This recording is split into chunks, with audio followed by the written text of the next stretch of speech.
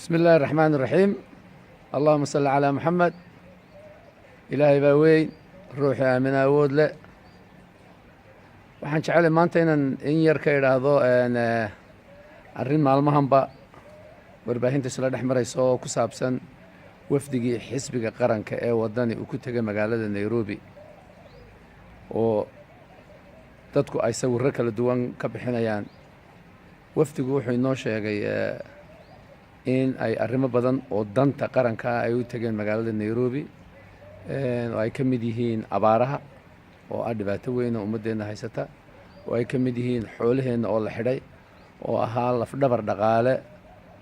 una baahan in arrimaha laga howlgalo. Soomaalidu waxay tidhaahdaa muslinoo run sheeg, muslinoo run naga qaado. waxa weeye dee maadaama xisbi qaranna uu yahay, xisbi qarannada waa hanti qaran,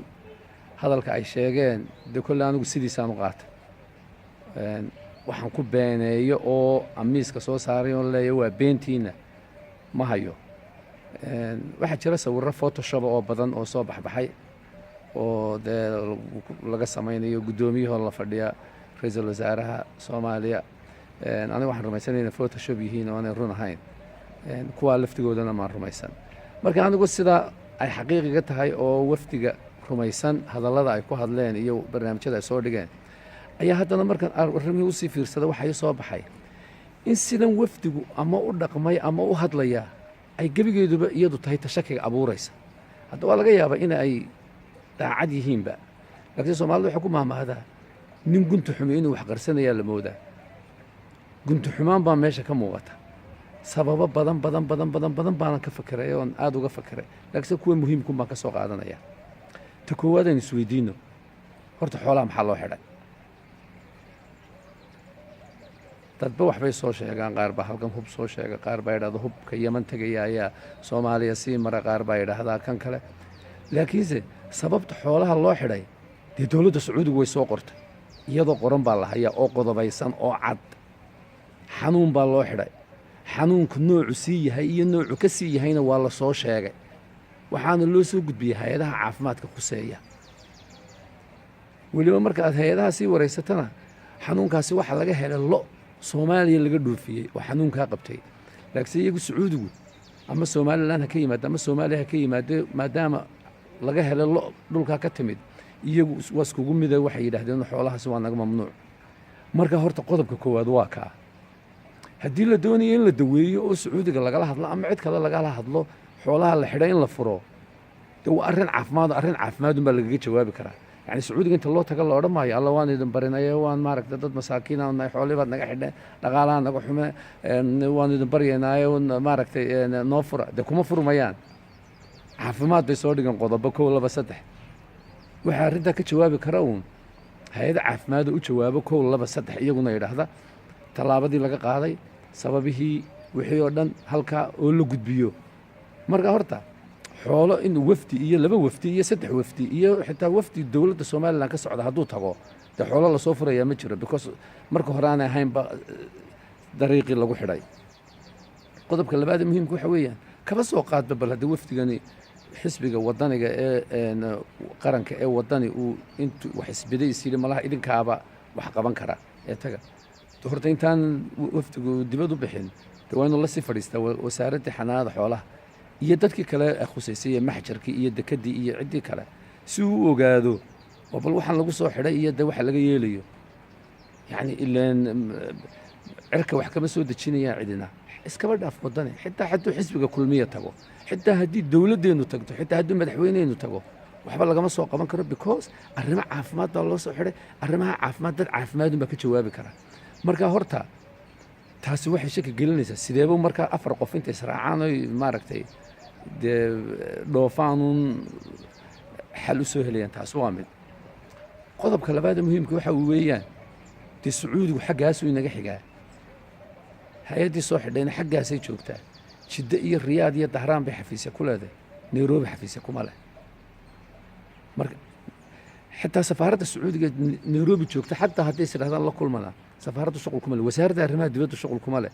marka maan fahmin xoolaha Dahraan laga xidhayo Riyaad iyo Jidda sida looga furi karo Nairobi anigu runtii maan fahmin waa arrin adigu adag because meeshaba ma yaalaanba cid furi karta oo Nairobi joogta ayaan jirinba qof Nairobi jooga ama shakhsi Nairobi joogta ama wakaalad Nairobi joogta oo haddii xitaa lagu eedaamo xoolaha furi karta dee Nairobi ma joogto haddii Sacuudiga la tegi lahaa wuxuun baan odhan lahaa bal hadda inuu inkastoo ay taasina suuragal ahayn oo arrin caafimaad ah qodobka muhiimkiisna si raaca wuxuu yahay dee wafdiga cid xanaano xoolihii lama socon oo arrimaha la iska weydiinay ka jawaabaysa waxa aynu madaxdii siyaasadda iyo dhalinyaradii kaaliyayaasha oo haydoo sii raacay cid xanaano xoolo ka socota oo meesha tagtay dee ma jirto marka maan fahmin wixii lagu xidhay maaha warqadihii lagu xidhay ma sitaan wasaaradihii loo soo diray warqadda wakaaladihii loo soo diray Nairobi ma joogaan kuwii furayay iyo kuwii xidhayay toona iyagu xanaanadii xoolaha midna maaha marka maan garan yacni inta Nairobi la tago uun la yidhaahdo un xoolaanu soo furaynaa dee taasi shaki bay abuuraysaa anigu malhiin waa beentii laakiin shaki bay abuuraysaa marka dee shakigaa inaad meeshii ka saartaan oo aad hadalkii caddaysaan ayay ku qurux badan tahay waa ayuu qofka Nairobi jooga xoolaha furi karaa ila xoolaha sababtii loo xidhay way caddeed taasi halkaasaan kaga baxay ta abaaraha timid wakhti aad u muhiima ayay wafdigu baxeen abaaruhuna waa wakhti waxayna haystaan aad u rafanaya abaarta sanadkuna kama hadlayaan waxaan kasii warwarayaa takal dambe iyo takal saddexaad in laga sii gaashaanto waa muhiim laakiin su-aal baad jirta horta marka hay-adaha caalamiga lala kulmaya ama ummadaha caalamiga ama dowladaha sidan inagu aynu haysano maaha dadku iyagoo socduun dad uma tagaano ma idhahdo abaaraan kala hadlaynaa inta miis la fadhiisto dadku proposal bay qoraan proposal baa la diyaariyaa sharaxan oo cad oo qeexan oo waxaad rabto oo maaliyadiisii wata oo laga sii saxeexay dalka oo cid kasta wata proposalkaasaa la hordhiga proposalkana dowladaha loo tegey ama hay-adaha loo tegey habeen iyo laba habeen midna kuma abruuf gareeyaan waxaa laga yaaba inay yidhahdaan miisaaniyadda kal dambe ama miisaaniyadda kal saddexaad baanu ku daraynaa si kal saddexaad ama kal afraad mashaariicda aanu fulinayno uu qayb uga ahaado marka mashaariicda daama dowladda ha u soo dhiibaan ama NGO ha u soo dhiibaan laakiinse proposal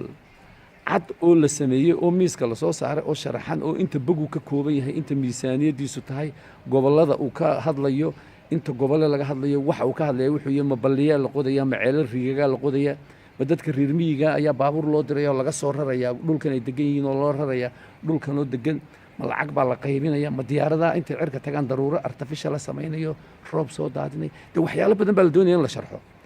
يعني وان تقولون صدح إنه عدهم ما الله صوشرة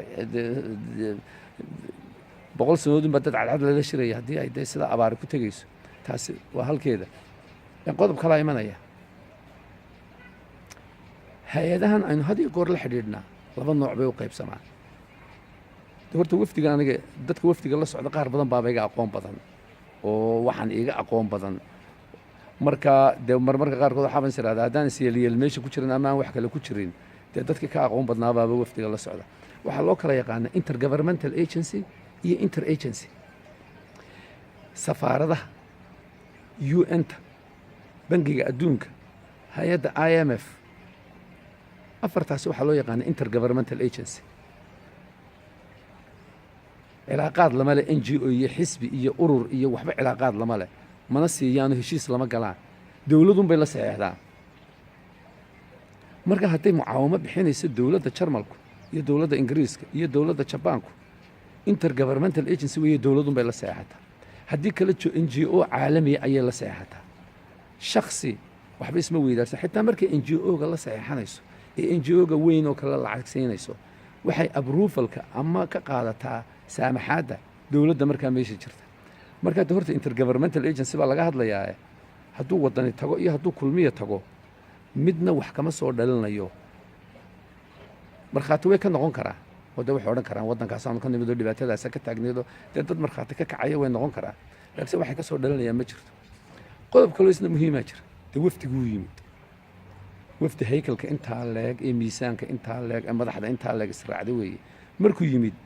sidan yara iska yara kootrabaanka in wax looga jawaabo maaha waxa ahayd inuu shir jaraa'id oo rasiina la qabto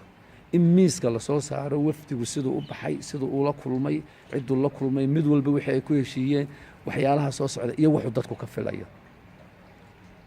in la qodobeeyo oo si cad laakiin imika wafdigii maadaama uu si yar oo iska maaragtay fudud wixii dee uu aanu uga jawaabin ama aanu si rasiina u odhan shakigiiba abuurmayo qofba meesha uula doono ayuu ula kacaya anigu ma rumaysni oo dee maanta ma caddayn karayo malihii wafdigaasi qarannimada somalilan buu soo iibinayay iyo wax kale u tegey waayo dee waxaan ku caddeeya ma hayo odhanna maayo dee waa xisbi qaran oo hadalka intaa lagama odhanayo laakiin anigu midun baan hubaa labada qodobay sheegeen inay u baxeen oo ah inay abaaraha ka soo talinayeen iyo inay xoolaha soo furayeen labadii qodob jawaabo lagu qanco oo cilmi ku dhisan ilaan dadkan ay la hadlayaan waa dad cilmi ku dhisan safaaradda maalin kasta waanu la shirnaa safiirnaanu aragnaa bangiga adduunkaanu aragnaa IMF baanu aragnaa dowlado kaloo caalamiyaanu la shirnaa sidan yare aynu u yara hadlaynuuna inanka yarintu kamarada yar kusoo qaadqaada dheg dheg dheg dheg